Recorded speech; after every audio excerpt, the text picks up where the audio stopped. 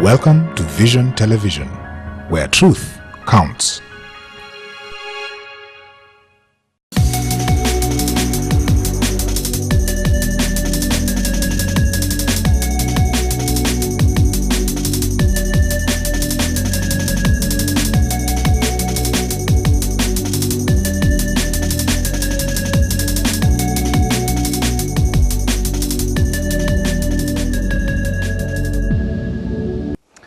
Hi, my name is Njehu Gatabakis Jr.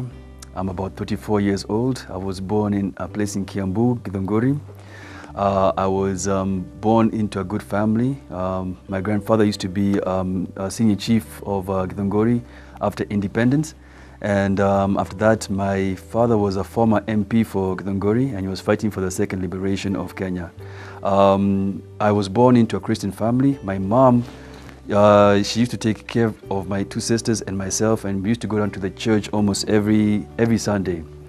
In terms of education, I went down to some of the best schools out there. I went down to Rusinga Nursery School, and then moved on to St. Mary's School, where the current president used to go to before. And I also went down to St. Andrew's British boarding school.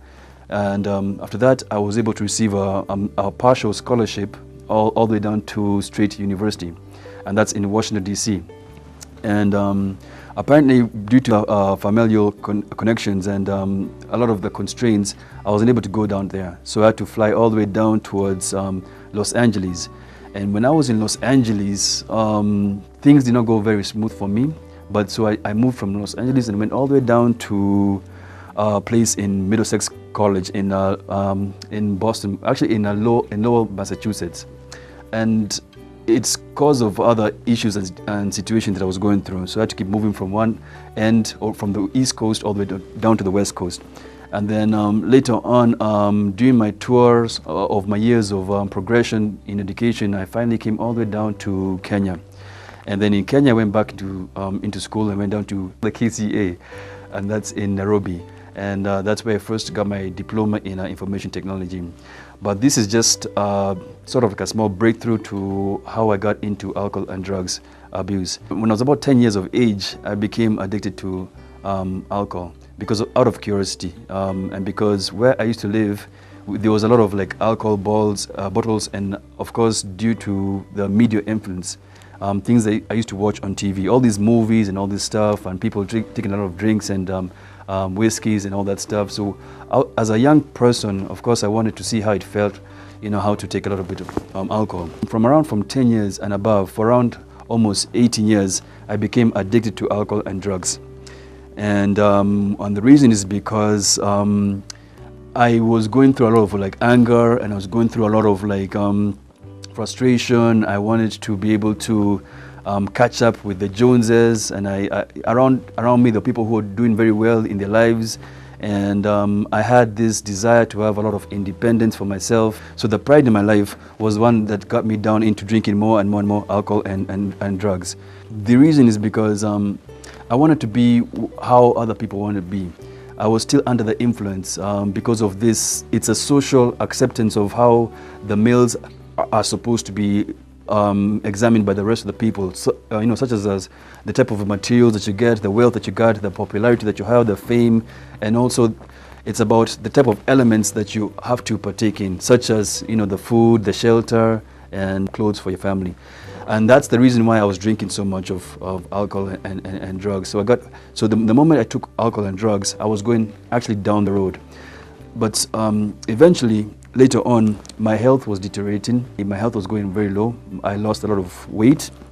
And when I lost a lot of weight, I was susceptible to a lot of like weaknesses and sicknesses. I had a lot of problems with my lungs, and I was going down the road. When I was in US, I lost many jobs and many job opportunities. And when I came down to Kenya, I also lost a lot of jobs in Kenya because of, most likely, out of hangovers and drunken stupors, and I was not able to go to that situation.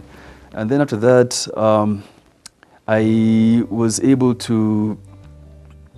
lost a lot of people, a lot of cousins and uncles because of, and also friends because of the results of alcohol and drugs.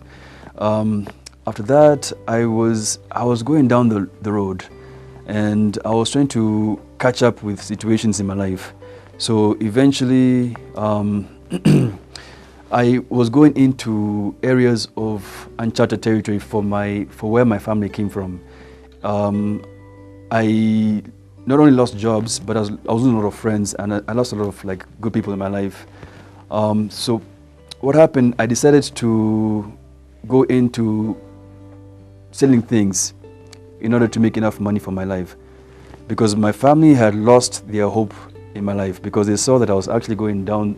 I was not really following what they expected me to be. And so when I came back from Boston and Massachusetts, I started selling things like clothes and sheets from the family. Some of my sheets, I used to go and sell them. I used to sell shoes and cell phones, and sometimes laptops got stolen. And I just needed enough money to get me high, because I was in a sense of just getting high because there was too much issues that I had to deal with. I had to deal with a lot of situations in my family, the constraints and the conflicts. So I was selling anything that I could get my hands on, because I needed to go out there knowing that when I'm on a high note, I could be thinking better. That was my thought. That was all my mentality. But it wasn't really my mentality. It was just being under that influence or being under that bondages of life. So eventually, if I look back on it, I was doing crazy things. When I was in the USA, I was lowered down to a level of picking up recycled used soda cans and beers. And I used to go out there and I used to recycle them at the supermarkets, and I used to get all the coins back in, and I used to take those coins and then go ahead and go down to the liquor store and buy me more alcohol and get more cigarettes, and then buy the cheapest foods there, because of trying to get the just to get high. So I was brought down from a person who had gone to some of the best schools in life, and I went down to the point of picking up soda cans and bottles from the ground, and then putting it into a shopping cart, and then driving them down the road all the way down to the next shopping pocket. So my life was going all the way down, and eventually I went into areas of stealing from supermarkets, and not only from stealing from the supermarkets, but also I had the thrill and the courage to go out and steal from liquor stores. I used to go down there with some of my old former friends. We used to go down to the liquor stores, and we used to pretend as if we're not, that we're looking for something to buy, and then we used to like sneak out some alcohol, some beers, some vodkas, and pretending like we're buying something, and then we used to dash out to the liquor stores. And so of course we were always on the chase. So eventually later on, of course, the law was behind me. The law was actually behind my back, and of course I'd been arrested when I was in America, and also there was a time I'd been chased by a police helicopter itself. There was a big helicopter which was actually chasing me with its shining light drawn upon me, and there was a lot of like police cars that were trying to chase me, and I was running down the road, and I was going into a very difficult time in my life, a very serious, hopeless situations. So of course I got convicted. I went down to the court. I met the judges, and I was forced to plead guilty, regardless of the situation, no matter how I was feeling. So of course I plead guilty, and I've been given a lot of charges such as terrorism, vandalism, burglary. And when you hear the word of terrorism, you're thinking, these guys are bad guys, like Osama bin Laden, or used to stick with the guys around. But yeah, so I had to face those charges, and I had to go to jail for a couple of times. But I didn't stay so long because I was still new into that type of venture. But part of my life didn't say that I should continue going that situation, because it really wasn't me. It was something that was thinking that it was me that was going to the situation. So eventually, those are such of the results of these are part of the results of me going into alcohol, or allowing alcohol and drugs to take part of my life. Eventually, I had done many not good things in my life.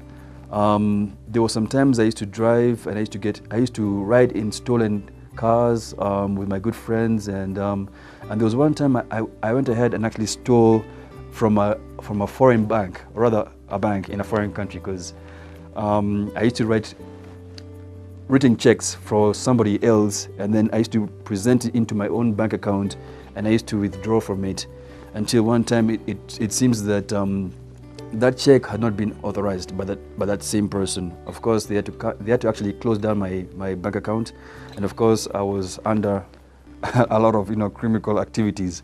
But anyways, I used to drive cars, and I used to drive cars, out of in a drunken stupor, and I almost lost my life maybe 3 times. And there were some times if there were people with me in that car, some people would have lost their lives. Like, say for example, my mom was with me that time when I was in the United States, and also there were some times when I was supposed to go and pick her up. And this time when I went to pick her up, I was already drunk, and she had already finished her shift in the job that she was going to. Of course, she took and I went back home. And so when I came to pick up, I found that she was not there. So I decided to come back and rush back to where we were before. But I was driving back, I was all drunk. And what happened, I actually crashed into one of these tow trucks. And the bed part of the tow truck actually slammed through the windshield, and it went through to the passenger seat. And I was trying to imagine, what about if my mom had been in the car? I probably would have actually killed my own mother. And by the grace of God, it wasn't my mom there.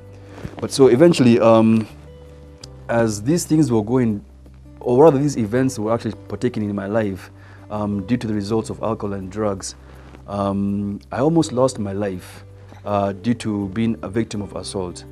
And according to the police reports, it was found that I went out on a drinking spree. And I was found out trying to talk to some other guy's girlfriend. And of course, what happened is that I was hit on the back of my head. And of course, I passed out and I was unconscious for a while. Actually, that time I didn't know very much. All I remember is that I was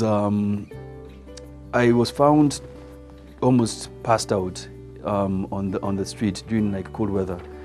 And from that point on, I was taken down to the hospital. And from there on, my situation was so bad. And at that particular hospital, they didn't have the right people to take care of me. So of course, what I was told is that they had to deliver me from that hospital to a different hospital, down to Massachusetts General Hospital. And then from there on, my head was actually huge, and it was inflamed, and there was so much like blood on my head because of that hit on my head. That whatever hit my head, I don't know, but my head was actually hit so bad that there was so much blood in my head, and it was what you call the internal blood in my head. It was about to take care of my brain. And so of course they had to call on the chief surgeon, who had to come out, and he had to slice my head. So he had to remove all that blood from my brain, because if that blood had stayed in my brain at that time, of course it would overflow the brain. And if it overflowed the brain, then my brain would have collapsed, and my brain would have died, and I would have been a zombie, or you could call me like a vegetable walking. And so good thing I was able to be caught out of that situation, at that plane, or rather in that type of plane. So apparently, because of that brain damage, I was put into what you call the disability lists. And then during the disability lists, I had to undergo through a lot of like speech therapies, because I was under what you call an aphasia called the Warwick's aphasia. So the Warwick's aphasia is whereby it's part of what you call the brain damage or brain disorder, whereby I lost communication, I lost speech, I lost handwriting, because where I was hit on my head, the brain had to deal with language comprehension, a lot of language comprehension. It deals with speech production. And so that part of my head was hit so hard that I completely lost communication. So my speech was horrible, and Warwick's aphasia was so terrible. When I tried to speak, my voice, or rather the words that came out of my mouth, were completely different. In fact, in Warwick's aphasia, there are some effects called I think it's called the neurologists or something, that deals with adding new words. Like say for example, if I want to get out of this chair and go out of the room and go where I want to go, the words will come out, but the words would be different. They'll be definitely new words. And I would be saying, instead of using this chair as a chair, I would call it as a bear. I would put into new words. So I used to work with I would be adding salt into the food flavor. So instead of using salt, I was using pepper. So the language was completely different because I was unable to put the right words because of the works aphasia, because my brain had been injured, it had been damaged. And so because of that, I'd been going through a lot of situations. And actually, if you look at the left side of my head, that's where the scar, and that is where the chief surgeon had to cut through my head, and he had to cut my head so that the blood could come out of it. And so as I was going up into the hospital and dealing with the situation, they had to cut through a hole in my throat because of the pneumonia that I had when I was found laying down unconscious during that cold weather. And all of it because of alcohol and drug abuse. So eventually, I was passed out. I was passed out for almost, rather I was in a coma for almost about 3 weeks or so. Well, okay, my mom tells me it was about 4 weeks, but me, I tried to calculate it was about maybe about 3 weeks, which was about maybe around 21 days. And I calculated to be about 504 hours and 30,240 minutes and down to 1,814,400 seconds. I was already passed out. I was under the cover. And during that time, I had no idea what was going on in my life, whether it was breakfast, whether it was lunch, whether it was dinner. I had no idea what happened. But during the situation, I woke up, and I think that during that time, that was when I actually came to meet God. I think that maybe I came to meet God at that time, the great I am. And after my first encounter with God at that time, I believe my life completely changed. So when I woke up and I came back into operation, into now the reality and the situation that I was facing at that particular time, I was sober. I became sober. Of course, I had to go through sober because I was in the hospital for about maybe 2 months or so. And 3 months and stuff like that, and I had to go through situations like how to pay off my bills and all the situations, and I had a problem with, I had difficulty in understanding, difficulty in repetition, difficulty in speaking, because all those things came out of the works aphasia, which means that sometimes if I say something, I was unable to repeat it again, and if somebody spoke to me, it was very difficult for me to repeat what he said. And I had a problem if understanding what the person told me to say, or what the person asked me to do for him, because I had a difficulty in grasping the meaning of the words itself, of the speech words. And it's very ironic because when I went down to the USA for the mission of education, I wanted to be a journalist. I wanted to be in communication. I wanted to be using words to express other people's flows and thoughts and minds and everything that they were going through, or the events or the situations that they were going through. And that was my main goal in my life, going through communication. And all of a sudden, out of that injury, I lost completely all my communication. Why? Because of that pride and how using alcohol and drugs as a cover-up to what I was feeling through in my life. And so basically, I had to go back again and start fresh again from start. And things for me were not that very easy. First of all, I had to go out into the situation, or rather into real life, and I was unable to present my needs to the people who were taking care of me because I was unable to communicate my language to them. So the people were not able to understand what I was saying. So I had problems in reading and also in writing, because if you can't read or write, it was very difficult to express what you need or what other people want you to do for them. So eventually, out of 2 years, or rather from 1 year and about 8 months or so, when I was sober, came out of the hospital. Of course, I actually succumbed back into alcohol and drugs again, and the reason is because of the reality and the situation of what I should be doing, how I should go out there and bring back the bread and bring back the bread back to the table. Of course, because of around me, the events around me were taking fast beyond my, the situation I was in. Okay, what I was saying is that it was going at almost 200,000 kilometers per hour, while I was still sitting down thinking of how I'm going to make it in order to bring back the bread to the table. And so eventually, I fell back into alcohol and drugs, and eventually I had to leave the USA and came back to Kenya. And when I got back to Kenya, I was able to cooperate or even deal with the people around me, especially with my father and my moms and the people who are around me, because I was still working with building up my personal depths, or rather building up my character, or building up the things that I've lost before. And even though I'd met up with God during that time, the situation, I was still coping with the situation. I was unable yet to grasp the fact that I'd actually maybe have met God at the time, but I still had faith in God. I think my faith was still there, but although it was still molding itself in the way that God wanted me to be, maybe God wanted me to see life from a different perspective. Maybe He wanted me to see life from a point where I was completely powerless, and then to a level where I had power, where I could make a choice in my life.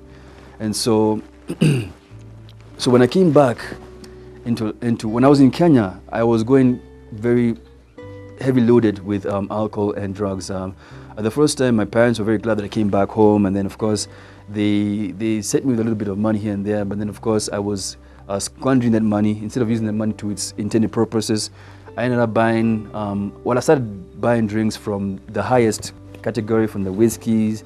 Then I realized that the money was going down, so of course my choices from the biggest drinks went down to the smallest drinks, going from the bigger whiskeys all the way down to now the Tuskers, and then from the Tuskers all the way down to the Pilsners, and then from the Pilsners I was going even lower down to now the cheapest drinks. And I was moving from the cheapest drinks, it's called the Moonlight and the Meekins. And then I found out that the Mutudo law came up, and it states that you couldn't do this during a certain time and this certain time. So of course I had to go down into a lower process, and then I found myself heading back from where I was, from Runda, or from where I used to be living in, all the way down to the slums, because it was the fastest place I could find the cheapest and the easiest drinks. So I went down to drinking out a lot of from the Meekins all the way down to the worst drinks ever, and those are what you call the changa. And these are the changa, which is the worst types of drinks you could ever take. Funny enough, some of the people that I hanged out with, even them, they passed away. So eventually, for about maybe 6 months, or rather 6 years later down the road, after having been treated in the hospital in America, for about 6 years later down the road, I was completely a disgraceful person to my family. I had lost so much weight. I looked like a hockey stick. I looked as thin as a hockey stick, and and I was so disheveled. If you have watched X-Men, or rather I think it's called the X-Men, and you've seen that guy called Wolverine, and he had like a lot of beards that are coming from his side of his cheeks, and his beard was going down. I looked worse than that. There were times I didn't even shower for almost weeks, and I had this terrible attitude of I don't care what happens to me, because I was going crazy. I was losing my mind. I was losing my conscience. I was just losing the reason why I was there.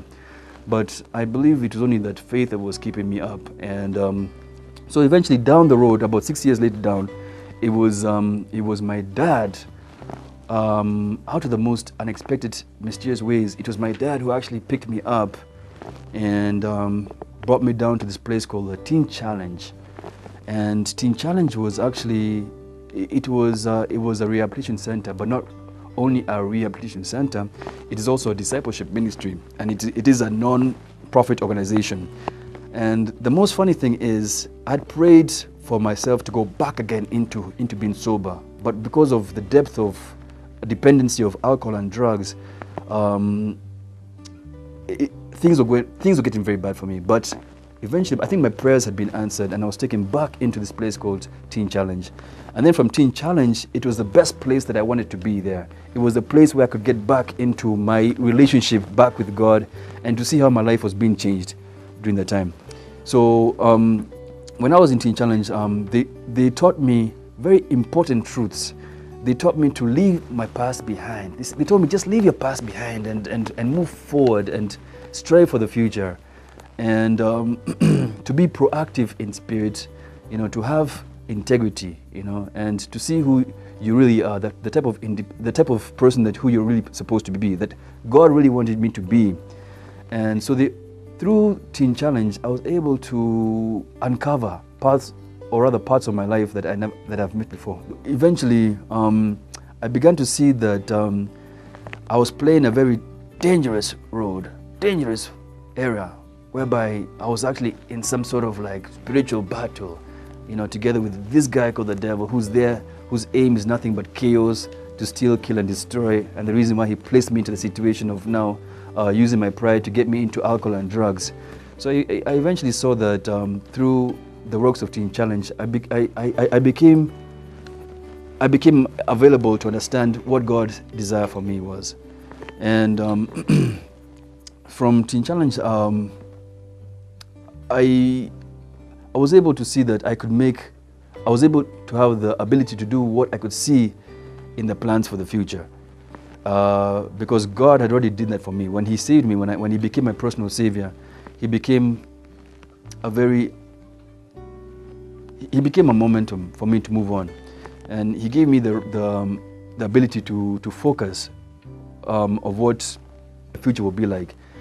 So eventually, my life completely changed kabisa.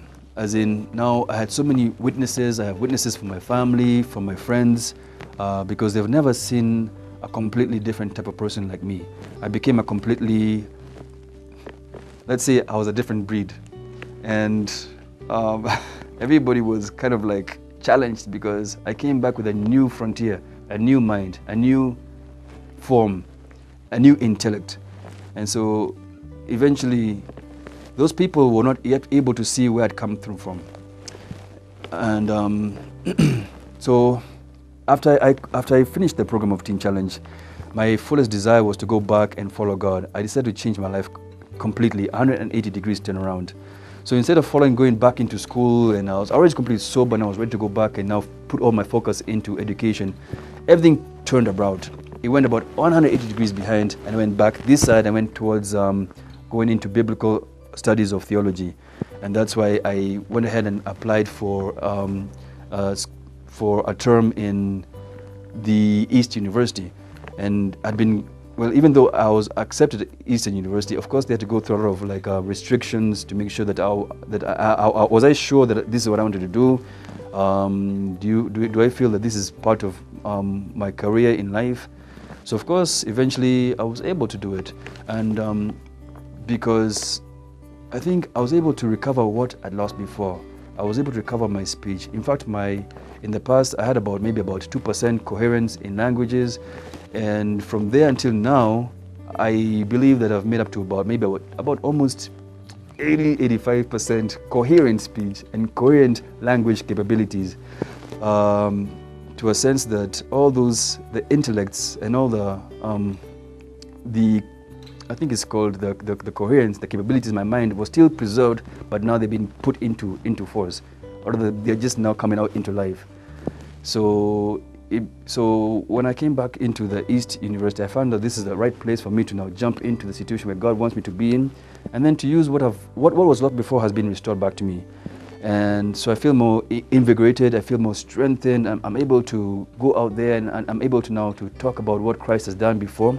Because without Christ, my life was going down. But after I found Christ, He changed everything for me, and my life was now going up. And I've seen so many things in my life. I saw how doors have been opened to me. And I know it's not an easy journey. It's very hard and difficult. But the good thing is that I still had that hope in my heart, the kind of hope that I found when I was in Teen Challenge. And you can never be an island by yourself. First and foremost, you need support. You need people. You need to have support groups. You need to have an accountability partner, because every time you're committing, if you're hanging around with the wrong crew, of course, definitely you're going down the wrong route. I would say that the greatest lesson that I found out was the greatest vulnerable mistake of pride. Pride is the one that really brings you down, and pride will be used. Pride is just the sugarcoat of alcohol and drugs, because when pride is overwhelming. It's about what the society expects you to be. It tries to project itself that you should be so and so, you should have a lot of wealth, you should have like a lot of materials, you should have like fame, popularity, and so forth. So usually, because you're thinking about the Joneses, the Mr. and Mrs. Joneses, I want to be like them. In fact, mine should be better than theirs. Then eventually find out, guess what? you're falling into the trap, and that's a trap that the devil puts in front of you. It's called the pride, and pride is the greatest vulnerable mistake that you're going to do it. So the best thing to do is focus on being humility. I've received this only from Christ Jesus, and from what I know is that I'm still learning. I'm continually learning, and I'm still improving.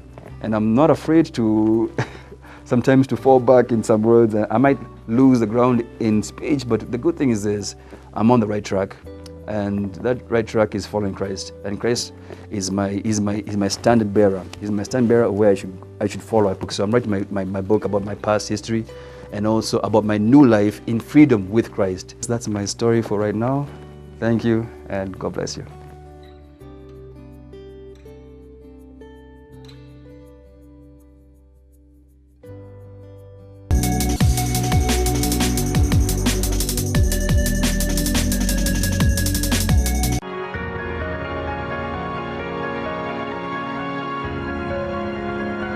Welcome to Vision Television, where truth counts.